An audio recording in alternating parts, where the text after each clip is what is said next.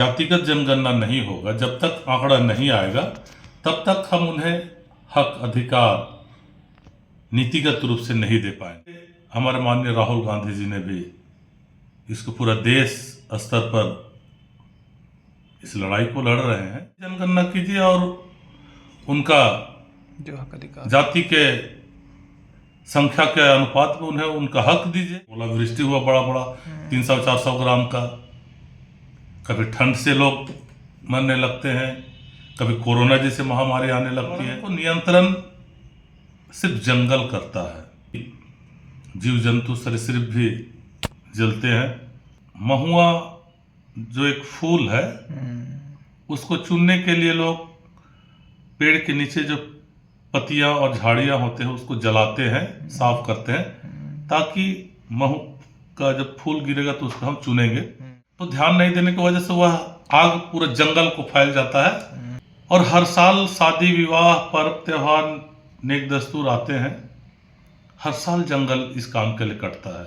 इसमें भी लकड़ी का खूंटा और बल्लियों का जरूरत होता है और हर किसान का माचा होता है। टेंट, पक्का माचा और तार जाली देंगे तो लोग जंगलों से बल्लियों को, लकड़ियों को नहीं काटेंगे, तो 5-10 साल में जंगल अपने आप हरा भरा और घना हो जाएगा। ये पेशा कानून आदिवासी समुदाय के लिए और खासकर अनुसूचित क्षेत्र के लिए बहुत महत्वपूर्ण कानून है,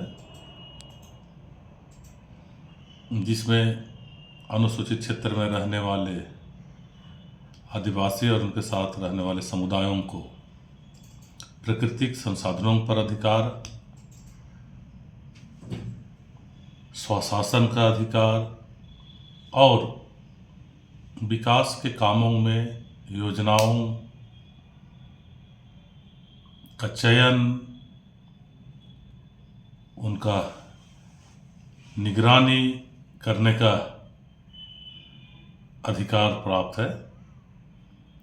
जो पंचायत उपबंध अनुसूचित क्षेत्रों में पर विस्तार अधिनियम 1996 के नाम से है, जिसे संक्षेप में पेशा कानून 1996 भी कहा जाता है। स्पष्ट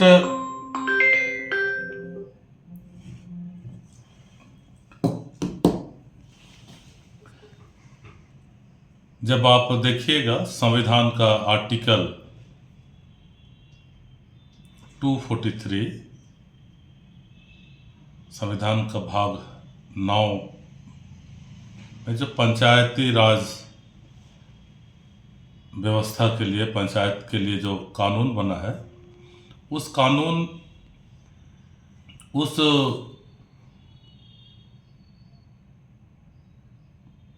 आर्टिकल के तहत जो आगे प्रावधान है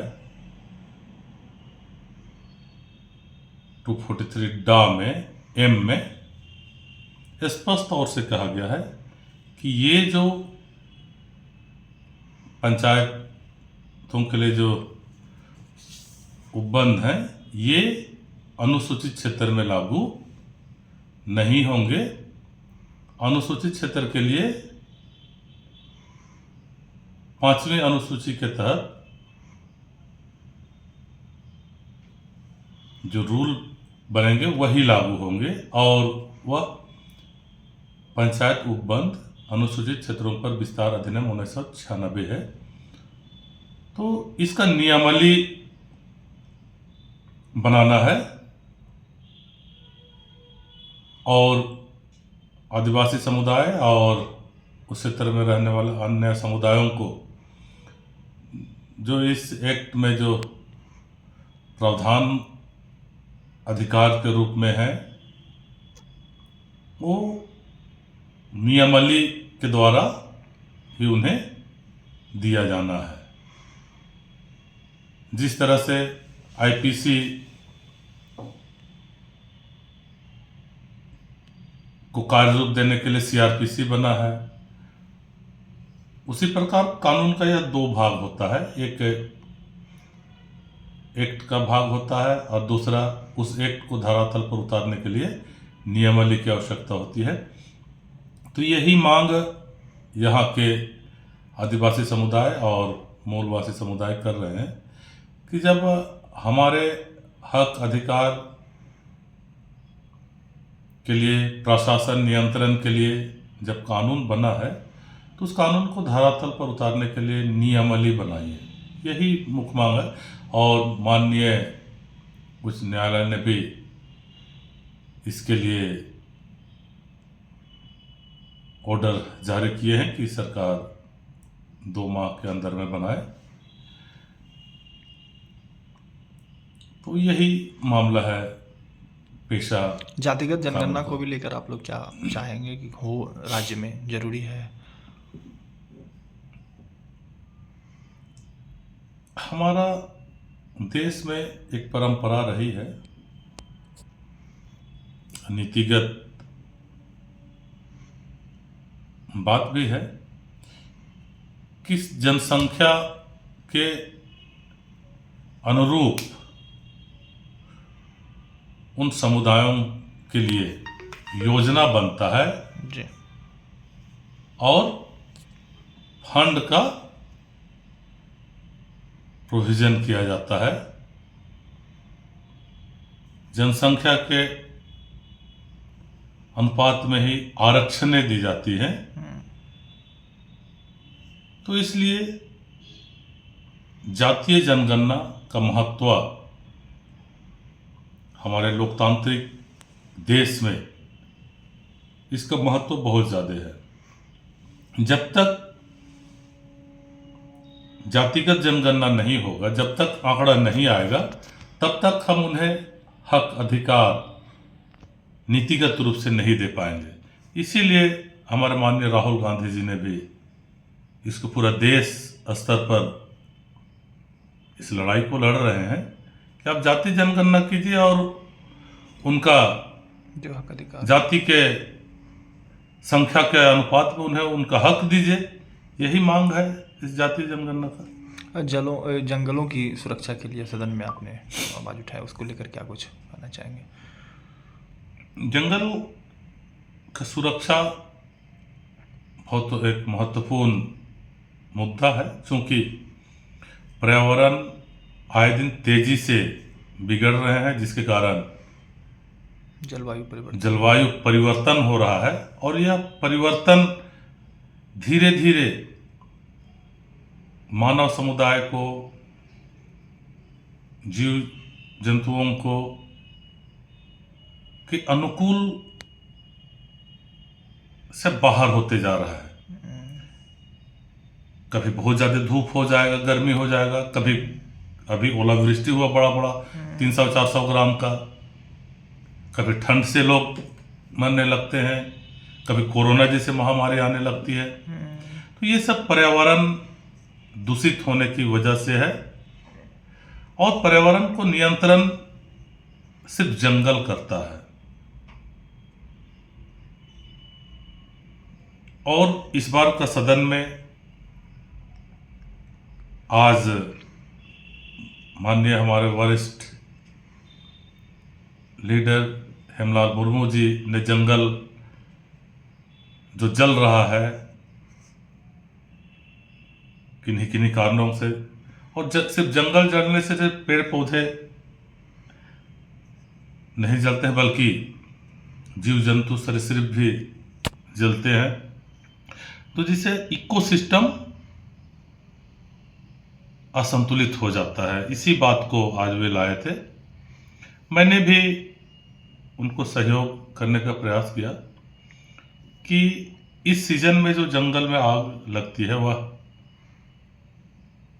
महुआ जो एक फूल है, उसको चुनने के लिए लोग पेड़ के नीचे जो पत्तियां और झाड़ियां होते हैं उसको जलाते हैं, साफ करते हैं, ताकि महू का जब फूल गिरेगा तो उसको हम चुनेंगे। तो ध्यान नहीं देने की वजह से वह आग पूरा जंगल को फैल जाता है और भारी क्षति होती है जंगल को। तो मेरा इस पर सुझाव था आज कि जो महुआ जिस क्षेत्र में है वहाँ के किसानों को, महुआ पेड़ के मालिकों को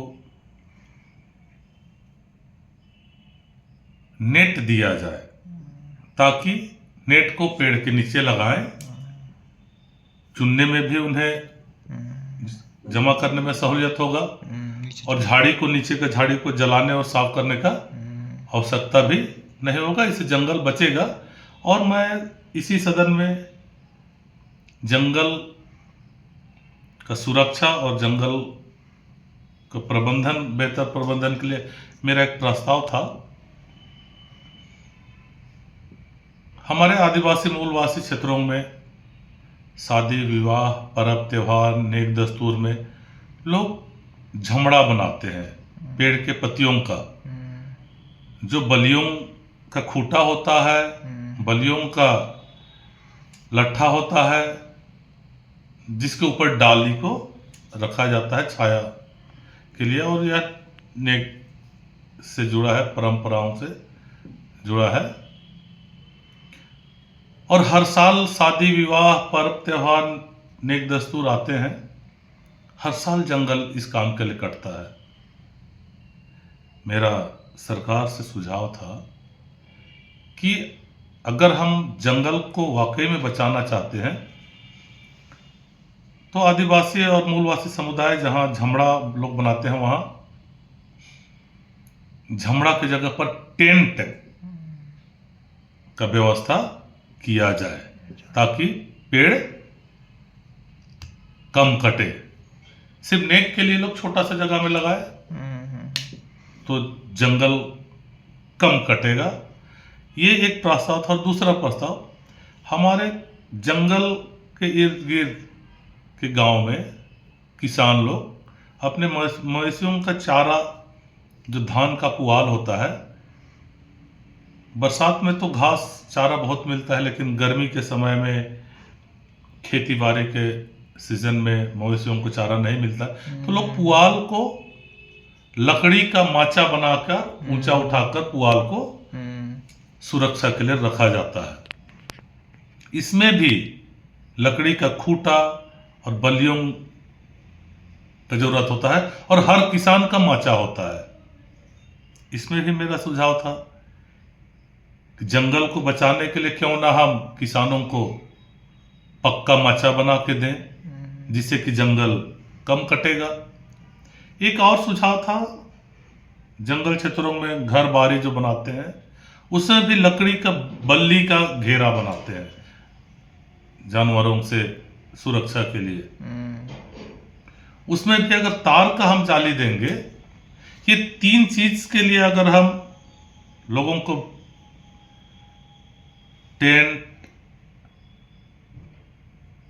पक्का माचा और तार जाली देंगे, तो लोग जंगलों से बल्लियों को, लकड़ियों को नहीं काटेंगे, तो 5-10 साल में जंगल अपने आप हरा भरा और घना हो जाएगा। ये सुझाव मैंने दिया था। और एक मैंने इसी से संबंधित दिया था, वन अधिकार कानून 2006 का नियमावली 2012 का धारा 16 में यह प्रावधान किया गया है कि जिन गांवों को, ग्राम सभा को सामुदायिक वनपट्टा मिलता है, उन गांवों को वन प्रबंधन के लिए सरकार फंड दे, ताकि गांव के लोग अपने क्षेत्र के इकोसिस्टम को बनाने के लिए, अपने आवश्यकताओं को, आजीविका से जुड़े पेड़ों को लगाने के लिए और इकोसिस्टम के प्रबंधन के लिए वे पेड़ लगाएं, और उन्हें नर्सरी से संबंधित ट्रेनिंग दिया जाए। ये सब मांग भी मैंने इस सदन में रखा था, ताकि जंगल का घनत्व बढ़े, जंगल का इकोसिस्टम मेंटेन हो और पर्यावरण बचा रहे, मानव अनुकूल रहे। ये मेरा सुझाव इस बार वन पर्यावरण को लेकर रहा।